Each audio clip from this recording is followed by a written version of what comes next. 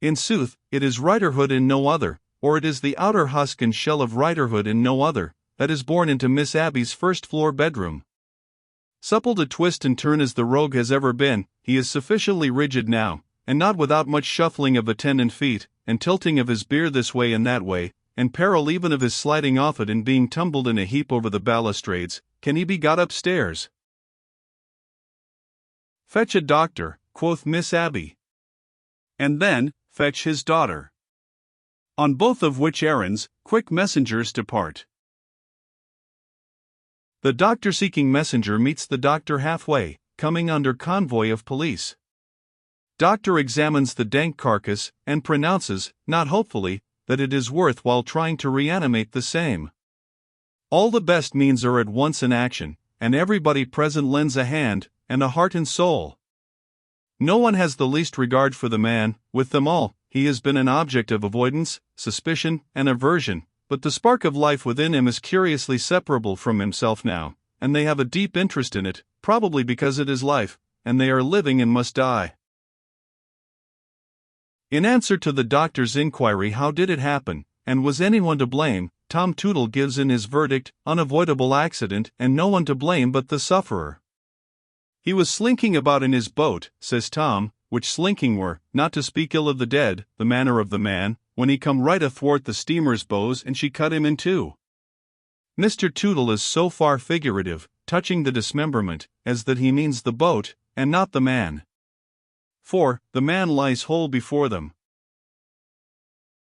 Captain Joey, the bottle-nosed regular customer in the glazed hat, is a pupil of the much-respected old school, and, having insinuated himself into the chamber, in the execution of the important service of carrying the drowned man's neck-kerchief, favors the doctor with a sagacious old scholastic suggestion that the body should be hung up by the heels, similar, says Captain Joey, to mutton in a butcher's shop, and should then, as a particularly choice maneuver for promoting easy respiration, be rolled upon casks. These scraps of the wisdom of the captain's ancestors are received with such speechless indignation by Miss Abby, that she instantly seizes the captain by the collar, and without a single word ejects him, not presuming to remonstrate, from the scene. There then remain, to assist the doctor and Tom, only those three other regular customers, Bob Glamour, William Williams, and Jonathan, family name of the latter, if any, unknown to mankind, who are quite enough. Miss Abby, having looked in to make sure that nothing is wanted, descends to the bar, and there awaits the result, with the gentle Jew and Miss Jenny Wren. If you are not gone for good, Mr. Riderhood, it would be something to know where you are hiding at present. This flabby lump of mortality that we work so hard at with such patient perseverance, yields no sign of you. If you are gone for good, rogue, it is very solemn, and if you are coming back, it is hardly less so. Nay, in the suspense and mystery of the latter question, involving that of where you may be now, there is a solemnity even added to that of death, making us who are in attendance alike afraid to look on you and to look off you, and making those below start at the least sound of a creaking plank in the floor. Stay! Did that eyelid tremble? So the doctor, breathing low, and closely watching, asks himself. No. Did that nostril twitch? No. This artificial respiration ceasing, do I feel any faint flutter under my hand upon the chest? No. Over and over again, no. No. But try over and over again, nevertheless. See? A token of life. An indubitable token of life. The spark may smolder and go out, or it may glow and expand, but see. The four rough fellows, seeing, shed tears. Neither writerhood in this world, nor writerhood in the other, could draw tears from them, but a striving human soul between the two can do it easily. He is struggling to come back. Now, he is almost here, now he is far away again. Now he is struggling harder to get back. And yet, like us all, when we swoon, like us all, every day of our lives when we wake, he is instinctively unwilling to be restored to the consciousness of this existence, and would be left dormant, if he could. Bob Glittery returns with Pleasant Riderhood, who was out when sought for, and hard to find. She has a shawl over her head, and her first action, when she takes it off weeping, and curtsies to Miss Abby, is to wind her hair up. "Thank you, Miss Abby, for having father here." "I am bound to say, girl, I didn't know who it was," returns Miss Abby, "but I hope it would have been pretty much the same if I had known." Poor Pleasant, fortified with a sip of brandy, is ushered into the first-floor chamber.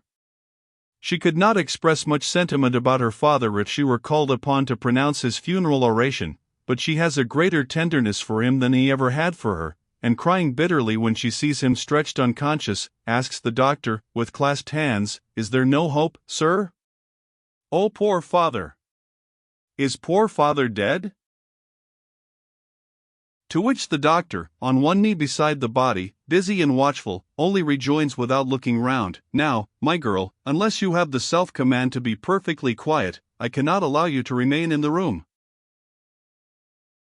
Pleasant, consequently, wipes her eyes with her back hair, which is in fresh need of being wound up, and having got it out of the way, watches with terrified interest all that goes on.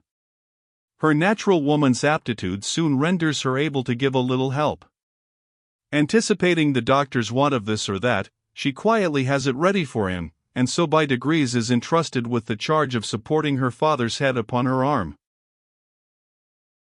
It is something so new to Pleasant to see her father an object of sympathy and interest, to find anyone very willing to tolerate his society in this world, not to say pressingly and soothingly entreating him to belong to it, that it gives her a sensation she never experienced before. Some hazy idea that if affairs could remain thus for a long time it would be a respectable change, floats in her mind. Also some vague idea that the old evil is drowned out of him, and that if he should happily come back to resume his occupation of the empty form that lies upon the bed, his spirit will be altered. In which state of mind she kisses the stony lips, and quite believes that the impassive hand she chafes will revive a tender hand, if it revive ever. Sweet delusion for Pleasant Riderhood! But they minister to him with such extraordinary interest, their anxiety is so keen, their vigilance is so great, their excited joy grows so intense as the signs of life strengthen, that how can she resist it, poor thing? And now he begins to breathe naturally, and he stirs, and the doctor declares him to have come back from that inexplicable journey where he stopped on the dark road, and to be here.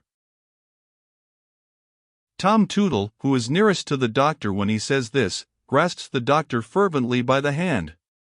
Bob Glamour, William Williams, and Jonathan of the no surname, all shake hands with one another round, and with the doctor too. Bob Glamour blows his nose, and Jonathan of the no surname is moved to do likewise, but lacking a pocket handkerchief abandons that outlet for his emotion. Pleasant sheds tears deserving her own name, and her sweet delusion is at its height. There is intelligence in his eyes. He wants to ask a question. He wonders where he is.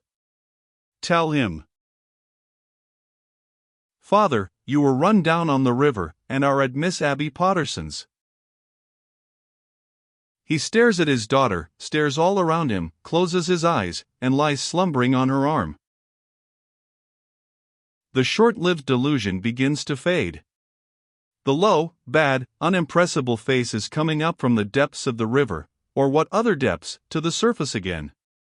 As he grows warm, the doctor and the four men cool. As his lineaments soften with life, their faces and their hearts harden to him.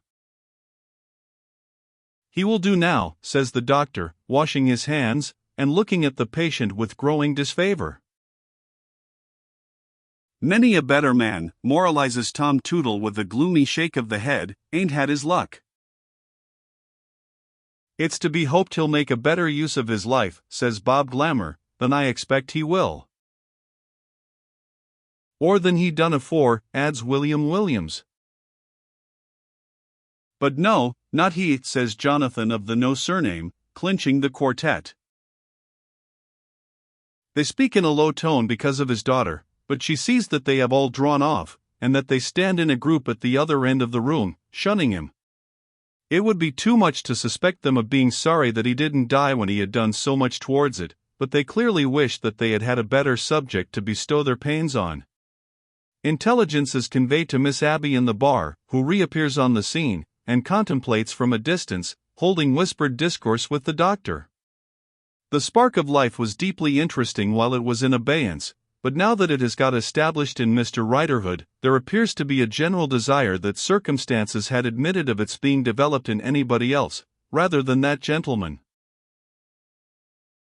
However, says Miss Abby, cheering them up, you have done your duty like good and true men, and you had better come down and take something at the expense of the porters. This they all do, leaving the daughter watching the father, to whom, in their absence, Bob Glittery presents himself. His gills looks rum, don't they, says Bob, after inspecting the patient. Pleasant faintly nods.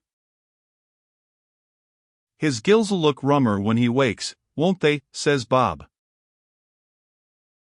Pleasant hopes not. Why? When he finds himself here, you know, Bob explains. 'Cause Miss Abby forbid him the house and ordered him out of it. But what you may call the fates ordered him into it again. Which is rumness, ain't it? He wouldn't have come here of his own accord, returns poor Pleasant, with an effort at a little pride. No, retorts Bob. Nor he wouldn't have been let in, if he had. The short delusion is quite dispelled now. As plainly as she sees on her arm the old father, unimproved, Pleasant sees that everybody there will cut him when he recovers consciousness.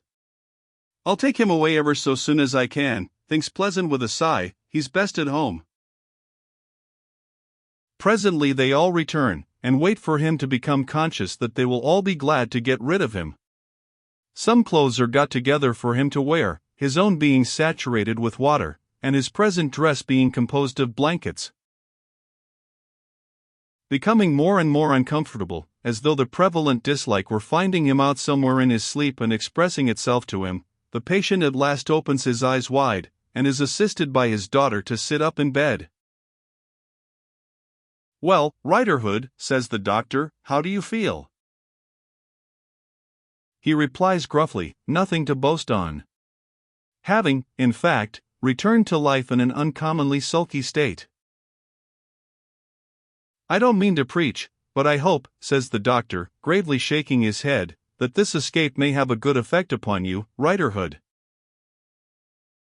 The patient's discontented growl of a reply is not intelligible. His daughter, however, could interpret, if she would, that what he says is, he don't want no parroting. Mr. Riderhood next demands his shirt, and draws it on over his head, with his daughter's help, exactly as if he had just had a fight. Warded a steamer, he pauses to ask her.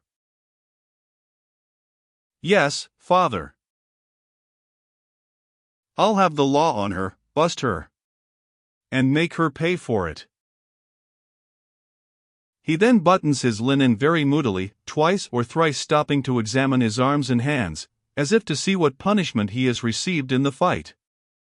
He then doggedly demands his other garments, and slowly gets them on, with an appearance of great malevolence towards his late opponent and all the spectators.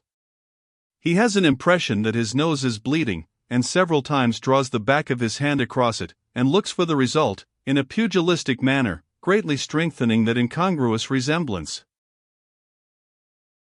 Where's my fur cap? He asks in a surly voice, when he has shuffled his clothes on.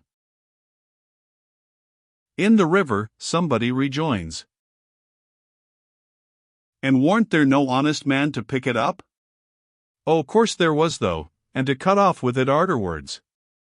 You are a rare lot, all on you. Thus, Mr. Riderhood, taking from the hands of his daughter, with special ill will, a lent cap, and grumbling as he pulls it down over his ears. Then, getting on his unsteady legs, leaning heavily upon her, and growling, hold still, can't you? What? You must be a staggering next, must you? He takes his departure out of the ring in which he has had that little turn up with death. 0429M.